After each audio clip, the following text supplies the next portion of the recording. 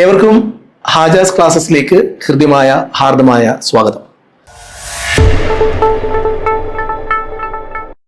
നമ്മൾ ഇന്ന് മാസ്റ്റർ ക്ലാസിന്റെ 10ാമത്തെ ഭാഗമാണ്.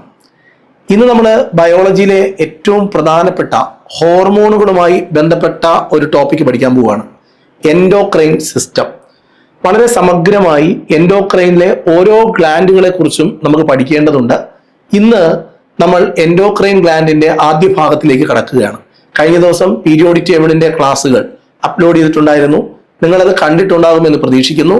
കാണാത്തവരുണ്ടെങ്കിൽ താഴെ ഡിസ്ക്രിപ്ഷൻ ബോക്സിൽ എൻ്റെ ലിങ്ക് കൊടുത്തിട്ടുണ്ട്. ഈ മാസ്റ്റർ ക്ലാസ് 10 ക്ലാസ്സിന്റെയും ലിങ്കുകൾ താഴെയുണ്ട്. ഇനി ഒരു 3-4 ക്ലാസ്സുകൾ കഴിയുമ്പോൾ ഇതെല്ലാം വെച്ചിട്ടൊരു എക്സാം ഉണ്ടാവും. ഫുൾ മാർക്ക് വാങ്ങണം. മാസ്റ്റർ ക്ലാസ് നമ്മുടെ പരീക്ഷകളെ വളരെ എളുപ്പമാകാൻ സഹായിക്കും. അപ്പോൾ നമുക്ക് ക്ലാസ്സിലേക്ക് കിടക്കാം. ഇന്ന് നമ്മൾ ക്ലാസ്സിനകത്ത് പറയാൻ പോകുന്നത് എൻഡോക്രൈൻ എന്ന് പറയുന്ന ഒരു ഗ്ലാൻഡിനെ കുറിച്ചാണ്. കോശത്തിന്റെ അകത്തേക്ക് സന്ദേശങ്ങൾ എത്തിക്കാൻ കഴിവുള്ളതും, കോശങ്ങളുടെ അകത്താണ് ഒരു മനുഷ്യ ജീവൽ പ്രവർത്തനങ്ങളുടെ കേന്ദ്രം. ആ കോശങ്ങളുടെ ഉള്ളിലേക്ക് സന്ദേശങ്ങൾ എത്തിക്കാൻ കഴിവുള്ളതും, വളരെ കുറഞ്ഞ അളവിൽ മാത്രം ഉൽപ്പാദിപ്പിക്കപ്പെടുന്നതും, പോഷകങ്ങൾ ഒന്നും തന്നെ ഇല്ലാത്തതുമായ രാസപദാർത്ഥങ്ങളെ വിളിക്കുന്ന പേരാണ് ഹോർമോണുകൾ. അപ്പൊ ഹോർമോൺ എന്താന്ന് ചോദിച്ചാൽ പറയണം, കോശത്തിന്റെ അകത്തേക്ക് സന്ദേശങ്ങൾ എത്തിക്കാൻ കഴിവുള്ള, വളരെ കുറഞ്ഞ അളവിൽ ഉൽപ്പാദിപ്പിക്കപ്പെടുന്ന, പോഷക മൂല്യങ്ങളൊന്നും തന്നെ ഇല്ലാത്ത, ശരീരം ഉൽപ്പാദിപ്പിക്കപ്പെടുന്ന രാസപദാർത്ഥങ്ങളെ വിളിക്കുന്ന പേരാണ് ഹോർമോണുകൾ എന്ന്. ക്ലിയർ ആണ്. എന്നാൽ ഹോർമോണുകൾ ഉൽപ്പാദിപ്പിക്കപ്പെടുന്ന 2 തരം ഗ്ലാൻഡുകളാണ് നമ്മുടെ ശരീരത്തിലുള്ളത്. ഒന്ന് എൻഡോക്രൈൻ ഗ്ലാൻഡും 2 എക്സോക്രൈൻ ഗ്ലാൻഡും. 2 ടൈപ്പ് ഓഫ് ഗ്ലാൻഡുകളുണ്ട്. ഒന്ന് അന്തസ്രാവി ഗ്രന്ഥിയും 2 ബഹിർസ്രാവി ഗ്രന്ഥിയും. അന്തസ്രാവി ഗ്രന്ഥി എന്ന് പറഞ്ഞാൽ ഹോർമോൺ ഉൽപ്പാദിപ്പിച്ചതിന് ശേഷം നാളികളുടെ, ഡക്റ്റുകളുടെ സംവിധാനമില്ലാതെ നേരിട്ട് ഹോർമോണുകളെ രക്തത്തിലേക്ക് ലയിപ്പിച്ച് കോശങ്ങളിലേക്ക്, ശരീരത്തിന്റെ വിവിധ ഭാഗങ്ങളിലേക്ക് എത്തിക്കുന്നവരെയാണ് നമ്മൾ എൻഡോക്രൈൻ എന്ന് പറയുക. ഏറ്റവും ഇമ്പോർട്ടന്റ് എൻഡോക്രൈൻ ആണ്. എൻഡോക്രൈൻ എന്ന് പറഞ്ഞാൽ അർത്ഥം, എൻഡോക്രൈൻ ഗ്ലാൻഡുകൾ എന്ന് പറഞ്ഞാൽ നാളികളില്ല, അതായത് ഹോർമോണുകൾ ഉൽപ്പാദിപ്പിച്ചിട്ട് നാളികളില്ലാതെ രക്തത്തിലേക്ക് അവയെ സ്രവിപ്പിക്കും, അതിനെ റിലീസ് ചെയ്യും, രക്തത്തിലേക്ക് റിലീസ് ചെയ്യും. ആ രക്തത്തിൽ നിന്നും രക്തം ശരീരത്തിന്റെ വിവിധ ഭാഗങ്ങളിലേക്ക് എത്തിക്കും. എന്നാൽ എക്സോക്രൈൻ ഗ്ലാൻഡുകളുടെ പ്രത്യേകത, ഹോർമോണുകൾ ഉൽപ്പാദിപ്പിച്ചിട്ട് നാളികളിലൂടെ ശരീരത്തിന്റെ വിവിധ ഭാഗങ്ങളിലേക്ക് എത്തിക്കും. അതുകൊണ്ട് എൻഡോക്രൈൻ ഗ്ലാൻഡുകളെ നമ്മൾ വിളിക്കുന്ന പേര് നാളീരഹിത ഗ്രന്ഥികൾ എന്നാണ്, ഡക്റ്റിലെസ് ഗ്ലാൻഡുകൾ എന്നാണ്. എന്താണ് അന്തസ്രാവി ഗ്രന്ഥി എന്ന് വ്യക്തമായി കൂട്ടുകാർക്ക് മനസ്സിലായിട്ടുണ്ടാവണം. അപ്പോ നമ്മൾ ഇന്ന് ക്ലാസ്സിനകത്ത് അന്തസ്രാവി വ്യവസ്ഥയെ കുറിച്ചാണ് പഠിക്കുന്നത്. ശരീരത്തിലെ പ്രവർത്തനങ്ങളെ നിയന്ത്രിക്കുന്നതിന് വേണ്ടി എൻഡോക്രൈൻ ഗ്ലാൻഡുകൾ ഉൽപ്പാദിപ്പിക്കുന്ന രാസപദാർത്ഥങ്ങളെയാണ് എസ്പെഷ്യലി നമ്മൾ ഹോർമോൺ എന്ന് പറയുന്നത്. എക്സോക്രൈൻ ഗ്ലാൻഡുകൾ ഉൽപ്പാദിപ്പിക്കുന്ന രാസപദാർത്ഥങ്ങളെക്കാളും എൻഡോക്രൈൻ ഗ്ലാൻഡുകൾ ഉൽപ്പാദിപ്പിക്കുന്ന രാസപദാർത്ഥങ്ങളെയാണ് നമ്മൾ ഹോർമോൺ എന്ന പദം കൊണ്ട് ഉദ്ദേശിക്കുന്നത്. ഹോർമോണുകൾ അവര് തന്നെയാണ്. അപ്പോ the chemical substances released from endocrine gland are called hormones. അന്തസ്രാവി ഗ്രന്ഥികൾ ഉൽപ്പാദിപ്പിക്കുന്ന രാസപദാർത്ഥങ്ങളെയാണ് നമ്മൾ ഹോർമോണുകൾ എന്ന് വിളിക്കുന്നത്. ക്ലിയർ ആണ്, വ്യക്തമാണ്. അപ്പോ ഈ ഹോർമോണുകളെയും അന്തസ്രാവി ഗ്രന്ഥിയെയും കുറിച്ച് പഠിക്കുന്നതിനെയാണ് നമ്മൾ എൻഡോക്രൈനോളജി എന്ന് പറയുക. എൻഡോക്രൈനോളജി എന്താന്ന് ചോദിച്ചാൽ നമുക്ക് ഉത്തരമുണ്ട്. അന്തസ്രാവി ഗ്രന്ഥികളെയും അവ ഉൽപ്പാദിപ്പിക്കുന്ന ഹോർമോണുകളെയും കുറിച്ചുള്ള സമഗ്രമായ പഠനത്തെ വിളിക്കുന്ന പേരാണ് എന്ത്? എൻഡോക്രൈനോളജി. മനുഷ്യ ശരീരത്തിലെ സന്ദേശങ്ങളെ വഹിക്കുന്നവർ, നമ്മുടെ ശരീരത്തിലെ ഇൻഫോർമേഷൻസിന്റെ ക്യാരിയർ ആര് എന്ന് ചോദിച്ചാൽ നമ്മൾ ഉത്തരം പറയണം, അത് ഹോർമോൺസ് ആണ്. ഹോർമോണുകൾ അളവിൽ കൂടുതൽ ആവശ്യമുണ്ടോ? ഇല്ല. അളവിൽ കുറവ് അങ്ങനെയും ആകരുത്. ഹൈപ്പോയും വേണ്ട, ഹൈപ്പറും വേണ്ട. ഒരു എന്താ പറയുക, ഒരു ലെവലുണ്ട്. ആ ലെവലിൽ നമ്മുടെ ശരീരത്തിൽ ഹോർമോൺ ഉണ്ടായിരിക്കണം. കൂടരുത്, കുറയരുത്. ഓക്കെ. ഇനി അന്തസ്രാവി ഗ്രന്ഥികളിൽ നിന്നും ഹോർമോണുകൾ ശരീരകലകളിലേക്ക് എത്താൻ പ്രത്യേകം നാളീ സംവിധാനങ്ങളൊന്നും എൻഡോക്രൈൻ ഗ്ലാൻഡുകളിലില്ല. അതുകൊണ്ട് ഇവരെ നമ്മൾ ഡക്റ്റ്ലെസ് എന്നാണ് അറിയപ്പെടുക. ഡക്റ്റ്ലെസ് ഗ്ലാൻഡുകളാണ് എൻഡോക്രൈൻ ഗ്ലാൻഡുകൾ. ഡക്റ്റ്ലെസ് ഗ്ലാൻഡുകളാണ് എൻഡോക്രൈൻ ഗ്ലാൻഡുകൾ. മറന്നു പോകരുത്, ഡക്റ്റ്ലെസ് ഗ്ലാൻഡുകളാണ് എൻഡോക്രൈൻ ഗ്ലാൻഡ്. നമുക്ക് ഈ ചിത്രത്തിലൂടെ എൻഡോക്രൈൻ ഗ്ലാൻഡുകൾ ഏതെല്ലാം ഉണ്ട് എന്ന് നമുക്കൊന്ന് പരിചയപ്പെടാം. ഒന്ന്, ഏറ്റവും പ്രധാനപ്പെട്ട ഒരു എൻഡോക്രൈൻ ഗ്ലാൻഡ് തന്നെയാണ് ഹൈപ്പോതലാമസ്. രണ്ടാമത്തത് pituitary gland, thyroid gland, thymus gland, pancreas, adrenal gland, kidney, tests, ovaries, pineal gland. ഇത്രയും ഗ്ലാൻഡ് നമുക്ക് പഠിക്കണം. ഇത്രയും ഗ്ലാൻഡ് പഠിച്ചു കഴിഞ്ഞാൽ എന്താ ഗുണം? നമ്മൾ സാധാരണ ഒരു മത്സര പരീക്ഷയിൽ വൈറ്റമിൻസ് പോലെ ഇമ്പോർട്ടൻ്റ് ആണ് ഹോർമോൺ. അപ്പോൾ ഹോർമോൺ എന്ന ടോപ്പിക്കും വൈറ്റമിൻ എന്ന ടോപ്പിക്കും നമുക്ക് ജോലി കിട്ടുന്നത് വരെ നമ്മൾ എഴുതുന്ന പരീക്ഷകളിൽ ആ ഒരു ടോപ്പിക്ക് ഭദ്രമാണെന്ന് നമുക്ക് പറയാൻ പറ്റും. പക്ഷെ അത് അറിഞ്ഞ് പഠിക്കണം, അതിലാ കാര്യം. അപ്പോൾ വെറുതെ ഒന്ന് നോക്കിപ്പോയിട്ട് കാര്യമില്ല. വൈറ്റമിൻസ് ആണെങ്കിലും ഹോർമോൺസ് ആണെങ്കിലും അത്രത്തോളം ഇമ്പോർട്ടൻ്റ് ഉണ്ട്. എൻഡോക്രൈൻ ഗ്ലാൻഡുകളുടെ പ്രത്യേകത നാളികളില്ല, ഡക്റ്റുകളില്ല. ഹോർമോൺസ്, അതായത് കെമിക്കൽ സബ്സ്റ്റൻസ് പ്രൊഡ്യൂസ് ചെയ്യും. അവർക്ക് സെല്ലിനകത്തേക്ക് ഇൻഫർമേഷൻസ് എത്തിക്കാൻ കഴിയും. വളരെ കുറച്ച് മാത്രമേ ഉൽപ്പാദിപ്പിക്കപ്പെടുകയുള്ളൂ. ഇതൊക്കെയാണ് അതിന്റെ ഒരു പ്രത്യേകത. ഇതിൽ ആരൊക്കെ വരുന്നുണ്ട്? ഇതിനകത്ത് പിറ്റ്യൂട്ടറി ഗ്ലാൻഡ് വരുന്നുണ്ട്, പീയൂഷ ഗ്രന്ഥി എന്ന് മലയാളത്തിൽ പറയും. പീനിയൽ ഗ്ലാൻഡ് വരുന്നുണ്ട്, തൈറോയിഡ് വരുന്നുണ്ട്, അഡ്രിനൽ ഉണ്ട്, പാൻക്രിയാസ് ഉണ്ട്, പാരാതൈറോയിഡ്, തൈമസ്, ഇങ്ങനെ കുറെ ഗ്ലാൻഡുകൾ. അതിനോടൊപ്പം തന്നെ ലൈംഗിക അവയവങ്ങളായ വൃഷണങ്ങൾ പുരുഷന്മാരില്, അണ്ഡാശയം സ്ത്രീകളില്, ഓവറീസ്. ഇത് ഇത്രയും ചേരുന്നതാണ് നമ്മുടെ ഒരു എൻഡോക്രൈൻ സിസ്റ്റം എന്ന് പറയുന്നത്. ഇതിനെ കൂടാതെ തന്നെ നമ്മുടെ അന്നനാളങ്ങളിൽ ഗ്യാസ്ട്രോ ഇൻഡസ്റ്റൈനൽ ട്രാക്ട്, അതേപോലെ ലിവർ ഒരു എൻഡോക്രൈൻ ഗ്ലാൻഡുമാണ്, എക്സോക്രൈൻ ഗ്ലാൻഡുമാണ്. ഒരു ഹ്യൂമൻ ബോഡിയിലെ ഏറ്റവും വലിയ ഗ്ലാൻഡ് ഏതെന്ന് ചോദിച്ചാൽ അത് കരളാണെന്ന് പറയാൻ മടിക്കണ്ട. വൃക്കകളും ഹോർമോൺസ് പ്രൊഡ്യൂസ് ചെയ്യുന്നുണ്ട്, ഹാർട്ട്, ഇതെല്ലാം പേരും ഈ ഹോർമോൺസ് ഉൽപ്പാദിപ്പിക്കുന്നുണ്ട്. ഓക്കെ, അതൊന്ന് ഓർമ്മപ്പെടുത്തി എന്ന് മാത്രമേ ഉള്ളൂ. ഇന്ന് നമ്മുടെ ഈ ഒരു ക്ലാസ് എന്തിനു വേണ്ടിയിട്ടുള്ളതാണ്? ഹൈപ്പോതലാമസിനെ കുറിച്ച് പഠിക്കുക. ഹൈപ്പോതലാമസ് എവിടെയാണ് ഇരിക്കുന്നത്? നമ്മുടെ തലച്ചോറിനകത്ത്. ഈ പാർട്ടാണ് ഹൈപ്പോതലാമസ് എന്നറിയപ്പെടുന്നത്. ശരീരത്തിലെ ന്യൂറോക്രൈൻ അല്ലെങ്കിൽ ന്യൂറോക്രൈൻ ഗ്ലാൻഡ് എന്നാണ് അറിയപ്പെടുന്നത്. അതുകൊണ്ട് ഹൈപ്പോതലാമസ് ഭയങ്കര ഇമ്പോർട്ടൻ്റ് ആണ്. അതായത് നെർവസ് ടിഷ്യൂ വെച്ചിട്ട് ഉൽപാദനങ്ങളൊക്കെ നടത്തുന്ന പരിപാടികളാണ്. അതുകൊണ്ട് തന്നെ ന്യൂറോക്രൈൻ എന്ന് പറയുക. ഹൈപ്പോതലാമസിന്റെ സ്ഥാനം എവിടെയാണ്? തലച്ചോറിലെ പൂർവ മസ്തിഷ്കത്തിലെ ഡയൻസെഫലോണിന് താഴെയായി. ഡയൻസെഫലോൺ എന്ന് പറഞ്ഞൊരു ഭാഗമുണ്ട്, അതിന്റെ താഴെയായിട്ടാണ് പൂർവ്വ മസ്തിഷ്കത്തിന്റെ ഭാഗത്തിലാണ് കാണപ്പെടുന്നത്. ഇനി ബ്രെയിന് പഠിപ്പിച്ചപ്പോഴത്തേക്കും അതിനകത്ത് ബ്രെയിനിനെ എത്രയായി ക്ലാസിഫൈ ചെയ്യും, എത്ര പാർട്ട് ഉണ്ടെന്നൊക്കെ നമ്മൾ പറഞ്ഞു. അതിനകത്താണ് നമ്മൾ പൂർവ്വ മസ്തിഷ്കം പറഞ്ഞത്. അതിന്റെ ആ പൂർവ്വ മസ്തിഷ്കത്തിലെ ഡയൻസെഫലോണിന്റെ താഴെയായിട്ടാണ്. ഇനി അങ്ങനെ അല്ല എന്ന് നമുക്ക് പറയേണ്ടതെങ്കിൽ തലാമസിന്റെ താഴെയായിട്ടാണ്, പീയൂഷ ഗ്രന്ഥിയുടെ മുകളിലായിട്ടാണ് ഈ ഒരു പാർട്ട് ഉള്ളത്, ഹൈപ്പോതലാമസ് ഉള്ളത്.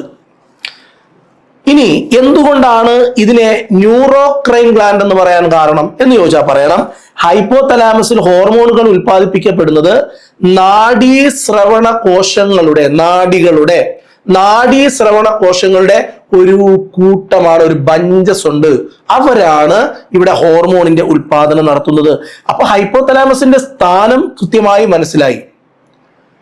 നമ്മുടെ പൂർവ്വ മസ്തിഷ്കത്തിലെ ഡയൻസെഫലോണിന്റെ ആ ഒരു പാർട്ടിലാണെന്ന് പറഞ്ഞു. രണ്ടാമത് തലാമസിന്റെ താഴെയാണെന്ന് പറഞ്ഞു. പീയൂഷ ഗ്രന്ഥിയുടെ മുകളിലാണെന്ന് പറഞ്ഞു. ഒരു സംവിധാനം, ഇങ്ങനെ സംവിധാനിക്കുന്ന ദൈവത്തെയാണ് നമ്മൾ ഇവിടെ ഓർമ്മിക്കേണ്ടത്. കാരണം ഈ ഒരു പൊസിഷനിൽ വളരെ പ്രാധാന്യമുണ്ട്. അതായത് എന്തുകൊണ്ടാണ് പിറ്റ്യൂട്ടറി ഗ്ലാൻഡിന്റെ തൊട്ടു മുകളിലായി തലാമസിന്റെ താഴെയായി ഇതിനെ ഈ ഒരു പാർട്ടിനെ കൊണ്ട് ഒളിപ്പിച്ചു വെച്ചിരിക്കുന്നതെന്ന് ചോദിച്ചു കഴിഞ്ഞാൽ നമുക്ക് പറയാം, പിറ്റ്യൂട്ടറി ഗ്ലാൻഡിയെ മാസ്റ്റർ ഗ്ലാൻഡ് ആക്കി മാറ്റുന്നതിൽ ഏറ്റവും നല്ല ഒരു പങ്ക് വഹിക്കുന്നത് ഹൈപ്പോതലാമസ് ആണ്. അതായത് പീയൂഷ ഗ്രന്ഥി സംശ്ലേഷിക്കുകയും അത് സ്രവിപ്പിക്കുകയും ഒക്കെ ചെയ്യുന്ന, റിലീസ് ചെയ്യുകയും ഒക്കെ ചെയ്യുന്ന ഹോർമോണുകളെയൊക്കെ നിയന്ത്രിക്കുന്നത് ഹൈപ്പോതലാമസ് ആണ്. ഹൈപ്പോതലാമസിന്റെ നിയന്ത്രണത്തിലാണ് പിറ്റ്യൂട്ടറി ഗ്ലാൻഡിന്റെ ഹോർമോണിന്റെ റിലീസിങ്, ഹോർമോണിന്റെ പ്രൊഡക്ഷൻ, ഇതെല്ലാം. അപ്പോ പീയൂഷഗ്രന്ഥി സംശ്ലേഷിപ്പിക്കുകയും സ്രവിപ്പിക്കുകയും ചെയ്യുന്ന ഹോർമോണുകളെ നിയന്ത്രിക്കുക എന്നതാണ് ഹൈപ്പോതലാമസ് ഉൽപ്പാദിപ്പിക്കുന്ന ഹോർമോണുകളുടെ ധർമ്മം. ഓക്കെ, ഇനി പിറ്റ്യൂട്ടറി ഗ്രന്ഥിയെയും പിറ്റ്യൂട്ടറി ഗ്രന്ഥി വഴി ഒരു എൻഡോക്രൈൻ സിസ്റ്റത്തെ മൊത്തമായും കൺട്രോൾ ചെയ്യുന്നത് ഹൈപ്പോതലാമസ് ആണ്. ഹൈപ്പോതലാമസിന് ഈ കൺട്രോളിംഗ് നടത്താൻ കഴിയുന്നത് രണ്ട് തരം ഹോർമോണുകളിലൂടെയാണ്. ഒന്ന് റിലീസിങ് ഹോർമോൺസും, രണ്ട് ഇൻഹിബിറ്റിംഗ് ഹോർമോൺസും. അതായത് ഹൈപ്പോതലാമസ് ഉൽപ്പാദിപ്പിക്കുന്ന രണ്ട് തരം ഹോർമോണുകളാണ്. ഒന്ന് പീയൂഷഗ്രന്ഥിയുടെ ഉൽപാദനത്തെ ഉദ്ദീപിപ്പിക്കുന്നവ. പീയൂഷഗ്രന്ഥി, പിറ്റ്യൂട്ടറി ഗ്ലാൻഡ് ഏതെല്ലാം ഹോർമോൺ ഉൽപ്പാദിപ്പിക്കുമോ ആ ഉൽപാദനത്തെയൊക്കെ ത്വരിതപ്പെടുത്തുന്ന, വേഗതയിലാക്കുന്ന ഹോർമോണാണ് ഈ ശ്രവണ ഹോർമോൺ അല്ലെങ്കിൽ റിലീസിംഗ് ഹോർമോൺ. ഇനി നിരോധക ഹോർമോൺ എന്ന് പറഞ്ഞാൽ ഇൻഹിബിറ്ററി ഹോർമോൺ, പീയൂഷഗ്രന്ഥിയുടെ ഹോർമോൺ ഉൽപാദനത്തെ തടസ്സപ്പെടുത്തുന്നവ. ഇത് രണ്ടും ഹൈപ്പോതലാമസ് ഉൽപ്പാദിപ്പിക്കും. പീയൂഷഗ്രന്ഥിയെ നിയന്ത്രിക്കുന്നതിലൂടെ എൻഡോക്രൈൻ സിസ്റ്റത്തെ മൊത്തം കൺട്രോൾ ചെയ്യാൻ ഹൈപ്പോതലാമസിന് പറ്റും. ഹൈപ്പോതലാമസ് ചെയ്യുന്നത് പിറ്റ്യൂട്ടറി എന്ന് പറയുന്ന ഗ്ലാൻഡിനെ നിയന്ത്രിക്കുന്നു. അതിലൂടെ എൻഡോക്രൈൻ സിസ്റ്റം മൊത്തം കൺട്രോളിലാവും. അപ്പോ ഈ പറയുന്ന ഹൈപ്പോതലാമസ് ഒരു ഭയങ്കര സംഭവമാണ്. ഇനി ശ്രദ്ധിക്കേണ്ടത്, പിറ്റ്യൂട്ടറി ഗ്ലാൻഡ് ആ ഗ്ലാൻഡ് ഉൽപ്പാദിപ്പിക്കുന്ന ഹോർമോണുകളെ, അതിന്റെ ഉൽപാദനത്തെ വർദ്ധിപ്പിക്കാനും ആ ഉൽപാദനത്തിനെ തടസ്സപ്പെടുത്താനും കഴിയുന്ന ഹോർമോണുകൾ ഹൈപ്പോതലാമസിന്റെ ആവനാഴിയിലുണ്ട്. എന്നാൽ ഹൈപ്പോതലാമസ് ഉൽപ്പാദിപ്പിക്കുന്ന രണ്ട് സ്പെസിഫിക് ഹോർമോണുകളുണ്ട്. PSCക്ക് അതാണ് വേണ്ടത്. അത് ആരൊക്കെയാണെന്ന് ചോദിച്ചാൽ നമ്മൾ പറയണം, ഒന്ന് ഓക്സിറ്റോസിനും, രണ്ട് വാസോപ്രസിനും. ഈ രണ്ട് ഹോർമോണുകളും ഹൈപ്പോതലാമസ് ഉൽപ്പാദിപ്പിക്കുന്നതാണ്. ഹൈപ്പോതലാമസ് ഉൽപ്പാദിപ്പിക്കുന്ന രണ്ട് പ്രധാനപ്പെട്ട ഹോർമോണുകളാണ്, ഒന്ന് ഓക്സിറ്റോസിനും, രണ്ട് വാസോപ്രസിനും. ഓക്കെ, ഇനി ഈ ഓക്സിറ്റോസിനെയും വാസോപ്രസിനെയും സംഭരിച്ചു വെക്കുകയും, ഉൽപ്പാദിപ്പിക്കുന്നത് ഹൈപ്പോതലാമസ്, അതിനെ സംഭരിച്ചു വെക്കുകയും ആവശ്യാനുസരണം രക്തത്തിലേക്ക് കലർത്തുകയും ഒക്കെ ചെയ്യുന്ന ജോലി അത് ചെയ്യുന്നത് pituitary ഗ്ലാൻഡിന്റെ പിന്തളം. Oxytocin, vasopressin are the two very important, very specific hormones secreted by hypothalamus, but that is stored in എവിടെയാണ്? Pituitary gland. പിറ്റ്യൂട്ടറി ഗ്ലാൻഡിന്റെ പിന്തളത്തിൽ ഇത് സ്റ്റോർ ചെയ്യപ്പെടും. ആവശ്യാനുസരണം അവിടെ നിന്ന് റിലീസ് ചെയ്യപ്പെടും. ക്ലിയർ ആണ്? ഇനി വൃക്കയിൽ നമ്മൾ വിചാരം വൃക്ക എന്ന് പറയുന്നത് നമ്മൾ കുടിക്കുന്ന വെള്ളത്തെ എല്ലാം മൂത്രമാക്കി കളയുക എന്നാണ്. അല്ല, വൃക്കയുടെ പ്രധാനപ്പെട്ട ജോലി എന്ന് പറയുന്നത് യൂറിയ നീക്കം ചെയ്യുക, രണ്ട് വെള്ളത്തെ പുനരാഗിരണം ചെയ്യുക, നമ്മുടെ ശരീരത്തിലെ വെള്ളത്തിന്റെ അളവ് നിലനിർത്തുക. ഈ ജോലി ആരുടേതാണ്? അത് വൃക്കയുടേതാണ്. അപ്പോൾ നമ്മൾ കുടിക്കുന്ന വെള്ളത്തെ മുഴുവനായും വൃക്ക കളയുകയല്ല ചെയ്യുന്നത്, ജലത്തെ പുനരാഗിരണം ചെയ്യണം. നമ്മുടെ ശരീരത്തിലുള്ള വെള്ളം മുഴുവനും മൂത്രമായി പോകരുത്. ആ ജോലി ആരാ ചെയ്യുന്നത്? വൃക്കയാണ്. അപ്പോ വൃക്കയിൽ ജലത്തിന്റെ പുനരാഗിരണത്തിന് സഹായിക്കുന്നത് വാസോപ്രസിനാണ്. എടാ, ഹൈപ്പോതലാമസ് വർക്ക് ചെയ്തില്ലെങ്കിലേ എന്ത് സംഭവിക്കും? നമ്മുടെ ശരീരത്തിൽ വെള്ളത്തിന്റെ അളവുണ്ടാവില്ല. വാസോപ്രസിൻ എന്ന് പറഞ്ഞ ഹോർമോണ് ഹൈപ്പോതലാമസ് ഉൽപ്പാദിപ്പിക്കുന്നു. അവനാണ് വൃക്കയിൽ നിന്നും ജലത്തെ പുനരാഗിരണം ചെയ്യുന്നത്. അപ്പോ വാസോപ്രസിന്റെ ഉൽപാദനം നടന്നില്ലെങ്കിലോ ജലം പുനരാഗിരണം നടക്കൂല. അപ്പൊ ജലമെല്ലാം മൂത്രത്തിലൂടെ നഷ്ടപ്പെടും. കാര്യം മനസ്സിലാവുന്നുണ്ടോ? ഓക്കെ, വാസോപ്രസിന്റെ മറ്റൊരു പേരാണ് ADH എന്നും പറയും. ADH, വാസോപ്രസിന്റെ മറ്റൊരു പേരെന്താന്ന് ചോദിച്ചാൽ പറയണം ADH എന്ന് പറയും. Anti diuretic hormone. Anti diuretic hormone. വേനൽക്കാലത്ത് ഈ ഒരു ADHന്റെ ഉൽപാദനം കൂടും. ഉൽപാദനം കൂടുമ്പം ADHന്റെ ഉൽപാദനം കൂടിയാൽ എന്ത് സംഭവിക്കും? വൃക്കയിൽ നിന്ന് വൃക്കയിൽ അടിപൊളിയായി ജലത്തിന്റെ ആഗിരണം നടക്കും. അപ്പോ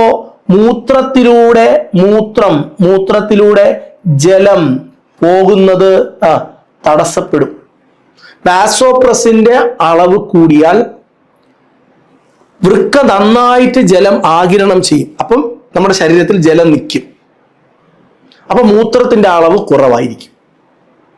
മനസ്സിലാവുന്നുണ്ടോ? തണുത്ത സമയത്ത് വാസോപ്രസിന്റെ അളവ് കുറയും. വാസോപ്രസിന്റെ അളവ് കുറയുമ്പോഴോ വൃക്കയ്ക്ക് ജലത്തെ ആഗിരണം ചെയ്യാൻ കഴിയില്ല. അപ്പോഴോ മൂത്രം ധാരാളം പോകും. തണുത്ത സമയത്ത് എപ്പോഴും നമ്മൾ മൂത്രം ഒഴിക്കാൻ പോകും. വേനൽ സമയത്ത് മൂത്രത്തിന്റെ അളവ് കുറവായിരിക്കും. അപ്പൊ വേനൽ സമയത്ത് ശരീരത്തിന് ജലത്തെ നിലനിർത്തേണ്ടതുണ്ട്, അല്ലെങ്കിൽ ഡീഹൈഡ്രേഷൻ സംഭവിക്കും. തണുത്ത സമയത്ത് ജലത്തെ നീക്കം ചെയ്യേണ്ടതുണ്ട് ശരീരത്തിൽ നിന്നും. അപ്പൊ ഈ ഒരു സംവിധാനം ആരാ ഉണ്ടാക്കിയത്? ദൈവമാണ്. അല്ല, ഞാൻ അങ്ങനെ പറയുള്ളൂ. വാസോപ്രസിൻ വേനൽക്കാലത്തും തണുത്ത സമയത്തും ഒരുപോലെ അല്ല അതിന്റെ ഉൽപാദനം. വാസോപ്രസിൻ വേനൽക്കാലത്ത് കൂടുതൽ ഉൽപ്പാദിപ്പിക്കപ്പെടുന്നു. വൃക്ക കൂടുതൽ ജലത്തെ ആഗിരണം ചെയ്യുന്നു. അതുകൊണ്ട് വേനൽ സമയത്ത് മൂത്രത്തിന്റെ അളവ് കുറയുന്നു. തണുത്ത സമയത്താണെങ്കിലോ വാസോപ്രസിൻ കുറയുന്നു. വൃക്കയ്ക്ക് ജലത്തെ ആഗിരണം ചെയ്യുന്നത് കുറയുന്നു. അതുകൊണ്ട് കൂടുതൽ മൂത്രം നമുക്ക് നഷ്ടമാകുന്നു. ജലമൂത്രത്തിലൂടെ നഷ്ടമാകുന്നു. ഈ ഒരു സംവിധാനമുണ്ട്.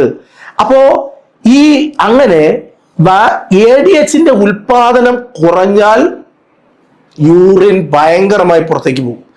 അങ്ങനെ നമുക്ക് ആ ഒരു കണ്ടീഷൻ നമ്മൾ വിളിക്കുന്ന പേരാണ് ഡയബറ്റിക് ഇൻസിപ്പിഡസ് എന്ന് പറയും. ഡയബറ്റിക് മെല്ലിറ്റസ് ഉണ്ട്, ബ്ലഡിനകത്ത് ഗ്ലൂക്കോസിന്റെ ലെവൽ കൂടുന്നത്. അത് ഡയബറ്റിസ് മെല്ലിറ്റസ് ആണ് പിള്ളേരെ.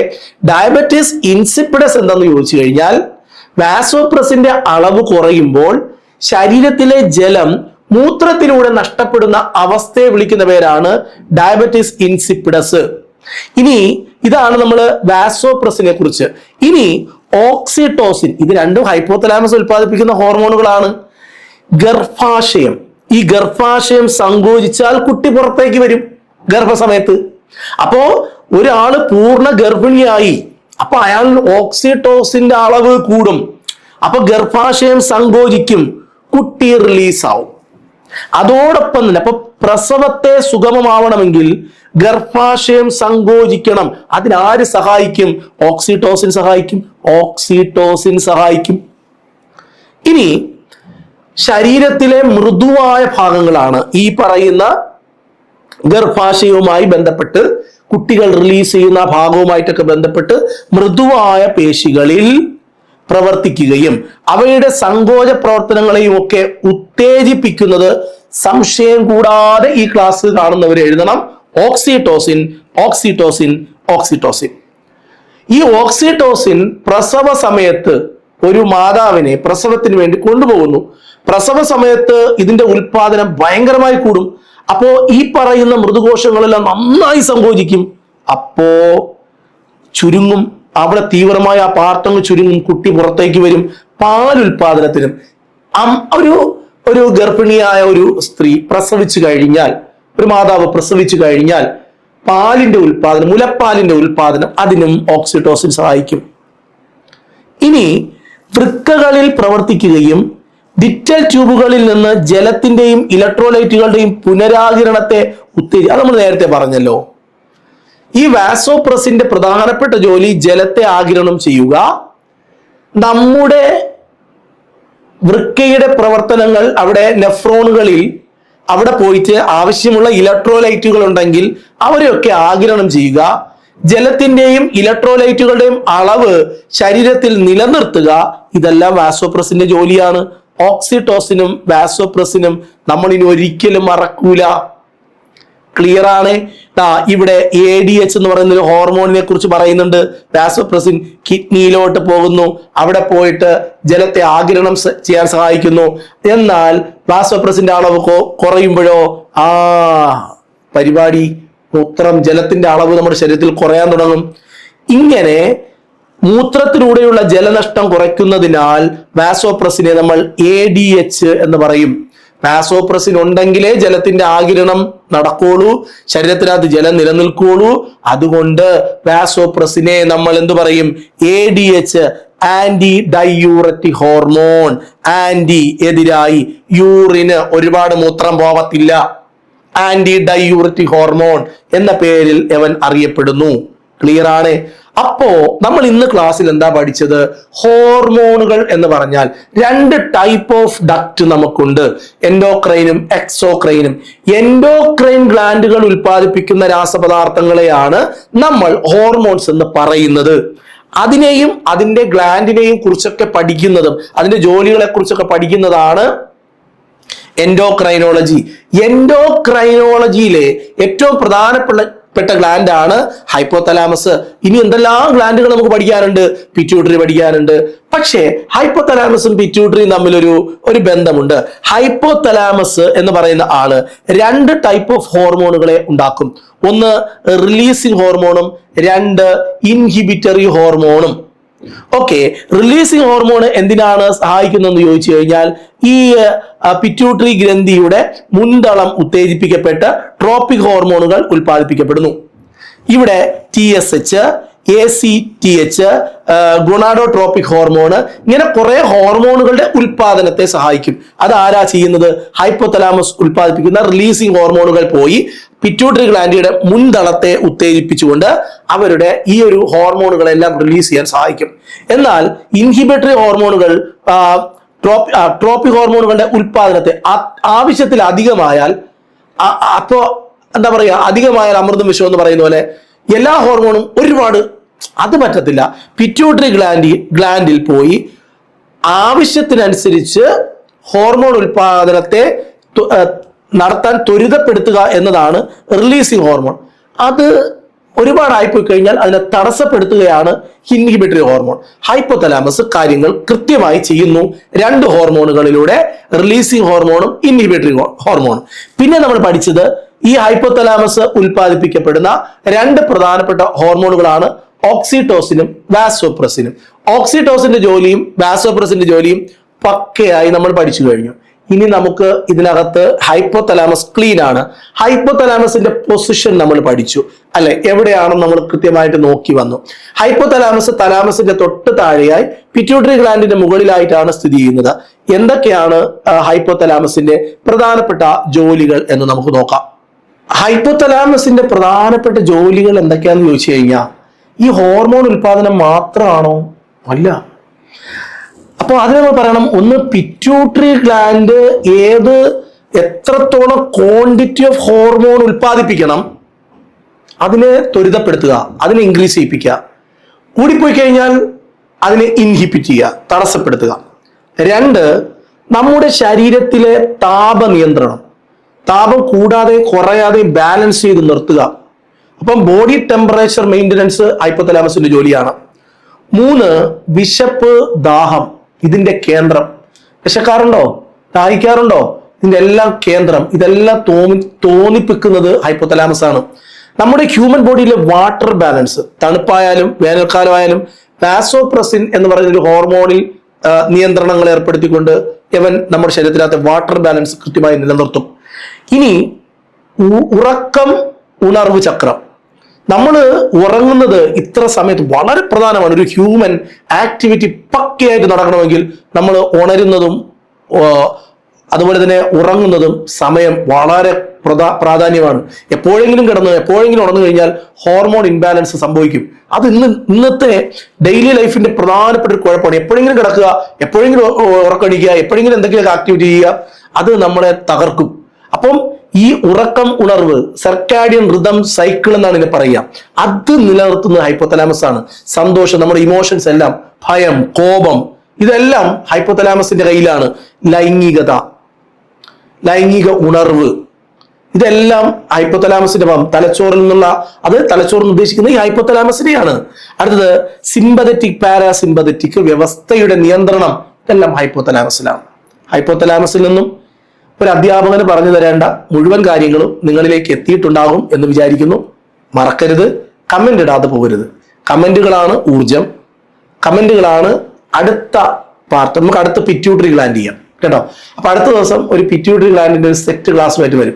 നമ്മൾ 1ാം സ്ഥാനത്തേക്ക് നമ്മുടെ യൂട്യൂബ് ചാനലിൽ എത്തൂലേ? നിങ്ങളൊരു കമന്റ് ചെയ്തേ. ഇങ്ങനെ ഈ ലെവലിൽ ക്ലാസ് എടുത്തു കഴിഞ്ഞാൽ ഇത് നമ്മൾ വീണ്ടും പഴയതുപോലെ 2019-ലും 20-ലെയും പോലെ 1ാം നമ്പർ യൂട്യൂബ് ചാനലായി മാറുമായിരിക്കും അല്ലേ? നമുക്ക് നോക്കാം. അപ്പൊ നമുക്ക് വീണ്ടും കാണാം. Bye bye.